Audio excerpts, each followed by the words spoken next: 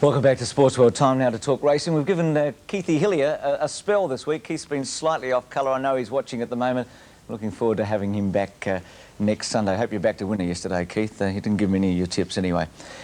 Sydney yesterday, the big interest was the Superfecta, a massive pool there in the final race. You've got to pick the first 6 over the line. Pretty tough job, isn't it? Well, 4 people did it yesterday, and each of them collected $217,000. Not a bad result, is it?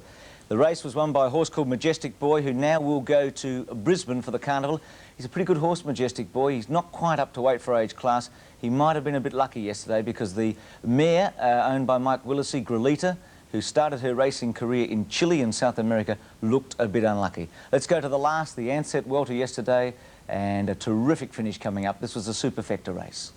800 to go, and Moniusco about a half on Kensington Gardens. Willie Tell third, getting a nice run. Domino fourth on the fence, followed by Majestic Boy, and then Ludnam and Grelita. They're starting to bunch up behind this leader. Further back is Just Trish, Prototype. Nosh is out deep, followed by Anybody Home, and further back is Party Mood as they come to the turn, followed by Purple Lover, and Polyphony is absolute last as they turn the corner. Into the straight, Moniusco led over Kensington Gardens. Domino's on the fence. Majestic Boy looming up on the outside, followed by Willie Tell, and then Grelita and Ludnam coming to the 200, and Majestic Boy shot clear. Majestic Boy dashed away at the 200 mark, clear of Grelita, and then Kensington Gardens followed by Ludnam and Domino. Majestic Boy in front, or Grelita's hanging in badly. She went straight into the fence behind that leader. Majestic Boy in front. Grelita is surging on the outside. Oh, it's close right on the line. There's nothing in it. It's desperately close right on the line, leaving it between Majestic Boy or Grelita. If Grelita doesn't get it, she's been something beaten. Now third, there's Kensington Gardens there.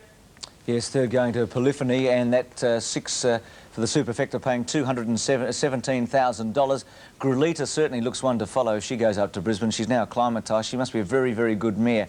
The news also in Sydney during the week, Terse, another positive swab before the size produce. Clary Connors fined $5,000 this time, and he keeps the race. He was tested, the horse, before the Champagne Stakes and returned a negative swab.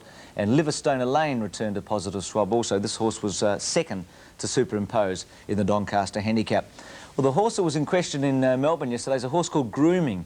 He comes from the Lee Freedman stable. At his last start, he was an abject failure in the Tasmanian Derby, but Lee explained to the stewards during the week that the horse was off colour that day. He expected it to improve yesterday. It was back from 8-1 to 9-2. I think this is a very promising horse. I think he's got a great chance in the St Leger Stakes this Thursday in Melbourne, and then an excellent chance in the South Australian Derby. We picked the race up. He's back third last, and he makes a sweeping run around them. Grooming third last with Keir Boulder, and Cara winners last of all. Up towards the 700. Still Carrara led about a length to Kalahari, who's now second. 2 lengths away, being hunted up and losing ground. Highfield Queen being passed by St Elmo's Fire, who's running a big race. At the head of the others, then over on the outsiders, Take the Slack, Best Endeavours. Title Toff is making his run.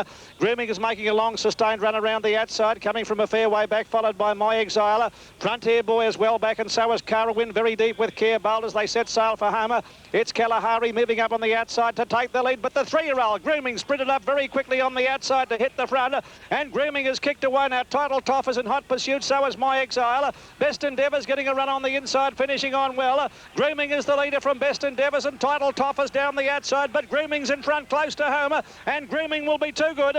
Grooming wins by 3/4 of a length to Best Endeavours, with Title Toff third. Damien Oliver, the winning jockey there, he rode 2 winners and Michael Clark 3. They're tied together at the top of the Jockeys Premiership.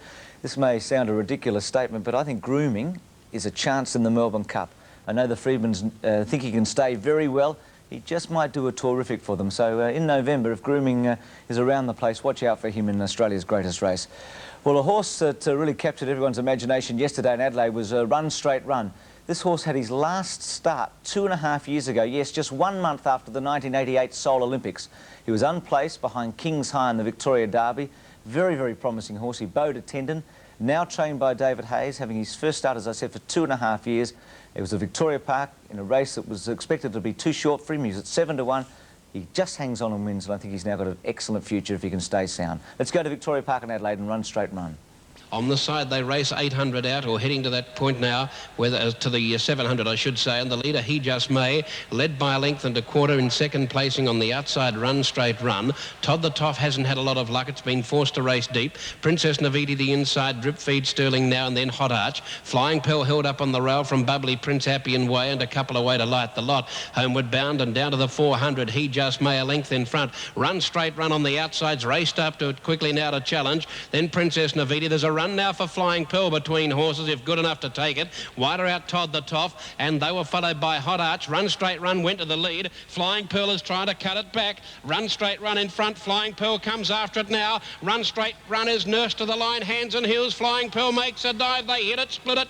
Very close indeed. Can't separate them. Run Straight Run or Flying Pearl. And they were followed then, I think it was Hot Arch as they go behind the tower.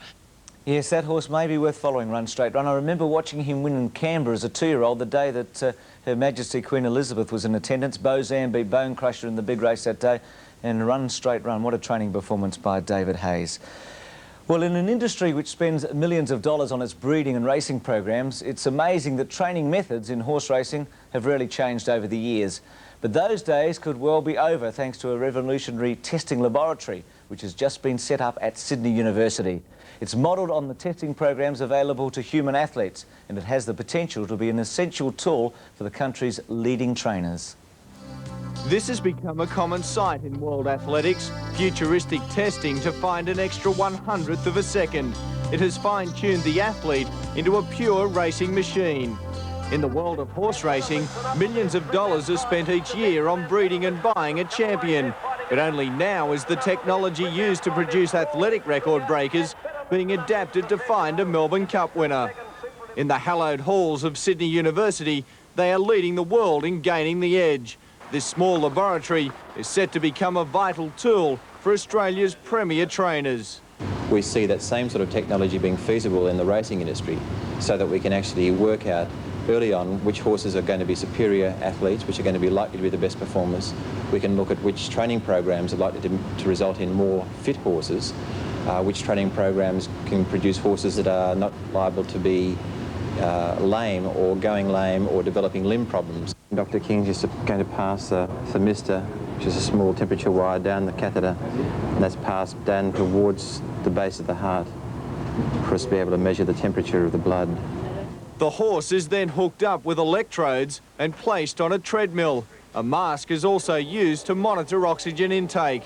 When horses aren't performing well, we need to understand why that's so. If a horse has a form reversal, the horse runs very badly, this sort of technology can help us to understand why that is so, and we can put the horse through a full stress test and find out exactly what is going wrong. What we're doing is to try and evaluate a number of different body systems. Our main aim is to try and look at the horse's gait so we can work out, as the horse exercises, whether he's got a lameness, how he's landing on the legs, whether the foot's being placed abnormally, whether he needs to be shot a slightly different way. And by slowing this down afterwards and recording this on a videotape and putting it through slow motion, we can actually see how the limbs are moving and whether there are any particular problems with the limbs that we can correct. And we've got this machine here which measures his cardiogram, and each one of these peaks here represents a heartbeat. So each one of those tells us what the heart is doing. You can see they're nice and regular in this particular animal, and so we're looking for any irregularities that might show up if the horse is stressed. So this sample is used for measuring the lactic acid concentration, which is the type of thing we've seen at the last swimming games in Perth, where they were taking blood lactic acid concentrations in the Australian swimmers after they were finishing their swims in the heats, to find out what sort of lactic acid concentrations, and that tells us how hard the horse is working relative to the particular speed. The university is working closely with the Australian Jockey Club, but is yet to gain the confidence of the leading trainers. That will take time. We've got some very good horses that we've tested and we know what they can do, but what we really need to know, just like in human athletics, we need to know the top class, the champion horse, like in the champion athlete. We want to know what their physiology is, what we're actually aiming for. And that means that people have to be prepared to bring their horses in to be tested in the same way as people might go to the Institute of Sport in Canberra. Technology in athletics has seen world marks tumble. Is that going to happen in horses as well? What we really are looking at, I think, is an improvement in their fitness rather than an improvement in the speed. So I don't think we'll see race records tumble even once the science is applied, but I think we will see fitter horses and horses that can compete without such a high rate of injuries as we're seeing at the moment. So looking there for a balance of science and nature. I'll be fascinated to see what Bart Cummings and Tommy Smith and Colin Hayes think about the new developments in racing. Just a little lull at the moment in the racing scene. The Brisbane Carnival about to build up, the Adelaide Cup Carnival just around the corner. We take a break. Keith Stackpole joins us after this talking Test cricket.